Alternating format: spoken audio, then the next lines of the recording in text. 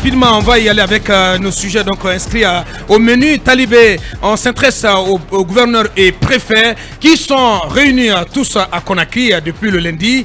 On apprend donc au terme donc, de l'examen des nouveaux textes réglementaires de l'administration territoriale, les pouvoirs des préfets donc, sont renforcés. Oui, c'est ce que l'on apprend. Dans un premier temps, l'une des réformes majeures voudrait que ce soit les préfets qui soient les seuls ordonnateurs justement des budgets préfectoraux. Ouais, des budgets de l'État. Des budgets de l'État. Ouais. Vous le savez, le préfet, c'est le représentant de l'exécutif central au niveau déconcentré. Ouais. Donc ces préfets, désormais, auront à leur disposition un compte unique, un budget unique, qu'ils pourront maintenant dispatcher vers les services déconcentrés de l'État. Quand vous prenez dans leur juridiction. Dans leur juridiction. Quand vous prenez justement les structures déconcentrées du ministère de l'Éducation, la structure déconcentrée du ministère de l'Habitat, etc. Donc, tous ces services de l'État qui ont des directions, qui ont des représentants à l'intérieur, désormais devront se rabattre sur la signature, le cachet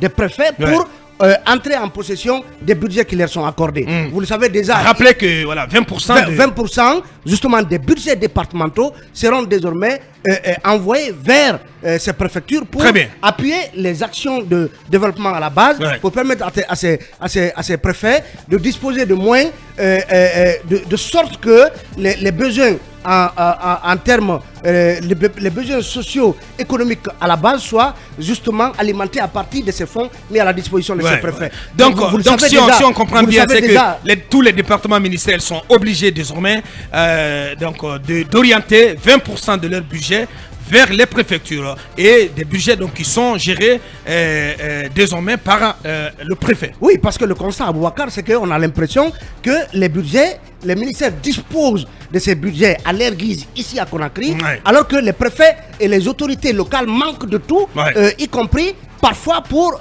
aller visiter les localités relevantes de leur juridiction. Donc il faut mettre des moyens à ces autorités à la base pour permettre de faire fonctionner l'État. Parce que l'État, l'existence de l'État part d'abord de la base.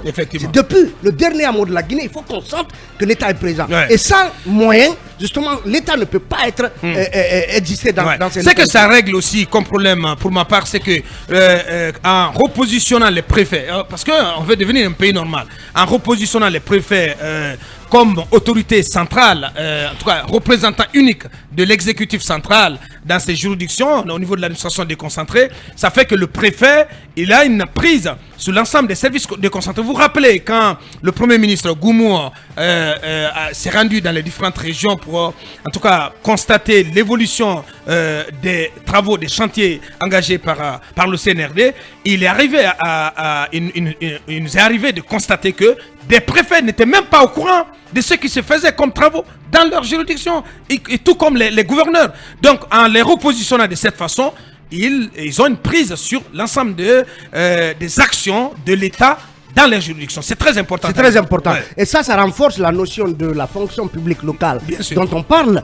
Parce que justement ces préfets et même accessoirement les maires doivent être ceux-là qui sont au devant des actions de développement dans leur localité. Et justement l'un des avantages de cela, en tout cas l'une des mesures qui est adjuvante justement pour renforcer l'autorité de ces préfets, c'est que désormais quand vous y allez, quand vous êtes en mission d'État ou en mission même d'une organisation internationale ou non gouvernementale, votre ordre de mission doit être visé par le préfet, parce que ça permet justement à cette autorité d'avoir une vue sur tout ce qui se passe en termes dans sa juridiction. C'est très important. Donc c'est bon de renforcer les pouvoirs déconcentrés mais aussi décentralisés, même si au passage l'histoire de nomination des conseils de quartier et de district par les gouverneurs est venue vicier en tout cas le volet décentralisation de l'avis de beaucoup de spécialistes, mais c'est une mesure à saluer parce que l'État, Aboubacar, l'État est absent des localités à la base, et c'est une façon de l'y ramener ou de l'y amener. Bien, l'État si jamais il y a été une seule fois. L'État qui va marquer donc sa présence à travers cette réforme. Oui, Lincoln. C'est une mesure à saluer si elle est bien appliquée. Il y a le mais. Oui, je sais forcément. Il y a toujours les mais avec toi. Oui, il y a un mais. Oui, bien sûr. Oui. Les préfets qui sont là sont des militaires. Ils ne sont pas en train de diriger les camps. et les préfectures ne sont pas des camps. Est-ce qu'ils sont en mesure, ils ont le background, ils ont cette facilité de diriger les préfectures comme peut-être des localités civiles? Parce que le problème aujourd'hui, le pays est militarisé. Et vous connaissez l'idée du militaire. Le militaire n'est pas comme mais nous sommes en période de transition, monsieur. Oui, mais la transition ne veut pas dire que le pays est militarisé. Non, mais non, mais t'es pas au courant quand même que ces préfets, voilà, ils dirigent leur zone de compétences comme des camps. Oui, mais qu'est-ce que tu racontes? On n'est pas dans le cas Abaka. Nous sommes en République. Il y a des administrateurs territoriaux, il y a des administrateurs civils qui méritent d'être préfets, qui comprennent ce qu'on appelle la déconcentration, la décentralisation. Ceci peut faire mieux le boulot. Mais avec les militaires, vous savez que c'est l'esprit arrêté. Est-ce que les mesures vont marcher? Abaka, l'esprit arrêté. Je vais vous dire quelque chose. Cette mesure est très bonne. Dans les préfectures et gouvernorats, les directeurs régionaux et préfectoraux sont malheureux. À part ceux de l'agriculture, parce que les directeurs préfectoraux de l'agriculture sont tous véhiculés, et les préfectoraux. Mais les autres départements, les directeurs préfectoraux et régionaux n'ont même pas de bicyclette. Mais ce sont des trains de savate. Oui, de sorte que celui de Kindia ou bien de Kankan de Sigiri ne peut pas quitter une localité pour aller dans une autre localité. Si ce n'est pas pour emprunter une moto, ils sont malheureux. Ce sont des mendiants, les directeurs préfectoraux. Ce sont les mendiants, les directeurs régionaux. Ils n'ont rien, pas de bicyclette. Ils n'ont pratiquement rien. Ils commandent et pourtant, on donne des 4x4, des V8 aux personnes, en tout cas, qui ne méritent même pas, en abandonnant les administrateurs, et on veut avoir le résultat. C'est pourquoi je voudrais que ces préfets soient, en tout cas, à mesure de pouvoir diriger ces préfectures, mais qu'on mette les moyens à leur disposition des directeurs préfectoraux et régionaux pour faire mieux le travail. De sorte que les gens là sont dans les localités urbaines, ils ne peuvent même pas aller dans les villages parce qu'ils n'ont aucun moyen. Merci bien, l'école. Oui, cabinet, très rapidement. Non, je trouve que c'est une très très bonne chose parce que, vous savez, la gouvernance territoriale est un des steps extrêmement importants de l'administration. Vous voyez, ailleurs, vous avez les préfets de région, vous avez les préfets départementaux. Je pense qu'il faut aller vraiment à ces niveaux de la déconcentration. Et je trouve super que l'idée d'amener les ministres à expliquer leur budget, les avancées qu'ils font aux préfets pour qu'ils s'imprègnent, parce que je vous assure que il y a des préfets qui ne savent en rien ce qui se passe dans un département, alors que les préfets sont ceux qui assurent la cohésion et la cohérence administrative au niveau de leur, comment j'appelle ça, de leur circonscription.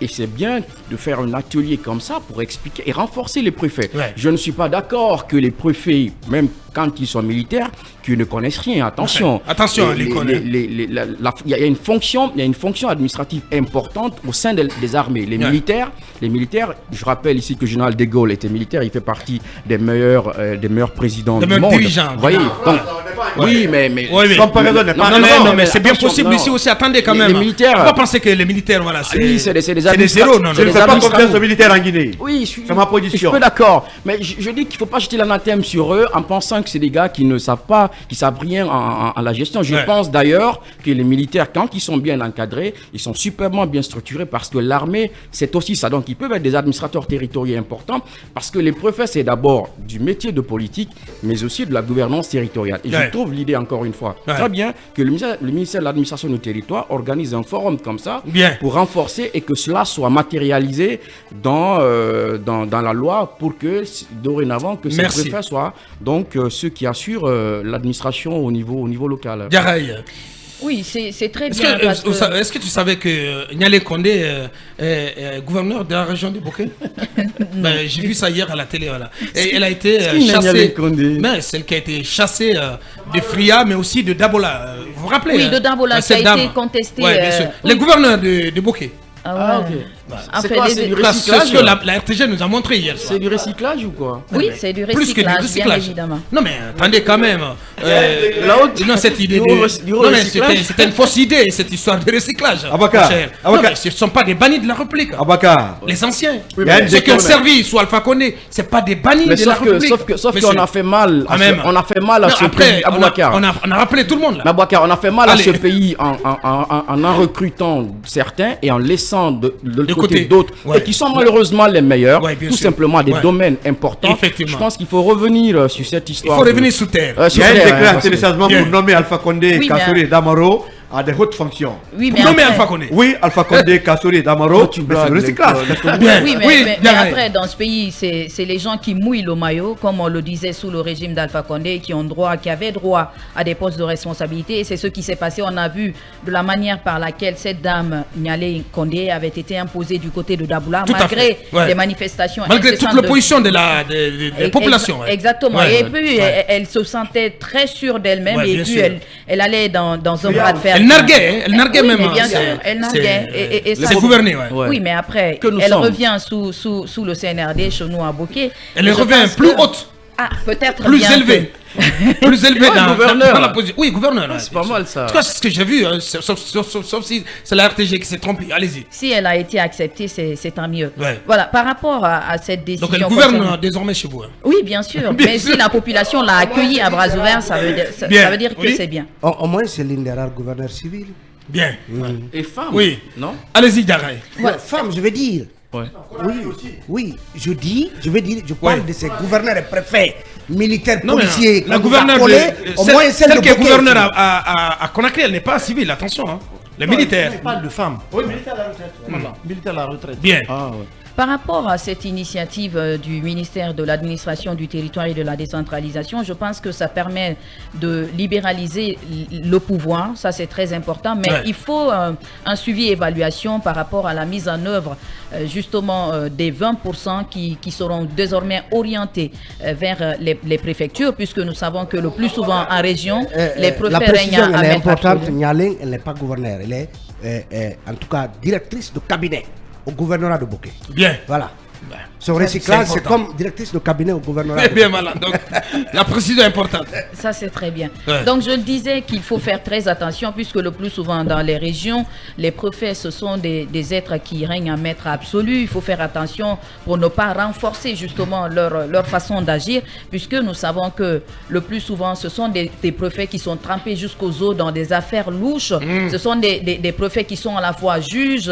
Ils jouent à la fois les mêmes rôles, les rôles qui ne devaient pas leur revenir, en tout cas dans la gestion. Il faut comprendre leurs prérogatives et savoir que les 20% qui seront dédiés aux préfectures seront de l'argent qui doit être justement injecté dans le développement de la localité et pas pour justement renforcer leur pouvoir en ce qui concerne tout leur agissement dans les régions du pays. Donc il faut faire attention, il faut mettre de l'œil là-dessus, se rassurer que les 20% que les départements ministériels doivent orienter vers les préfectures soient effectifs et que l'utilisation de ces fonds soit aussi dans les règles de l'art. Bien, oui, pour clore. Donc je voulais juste commencer par quand même apprécier l'initiative de Mori Condé d'avoir fait venir tous les préfets de l'intérieur du pays, puisque j'ai suivi un peu les choses.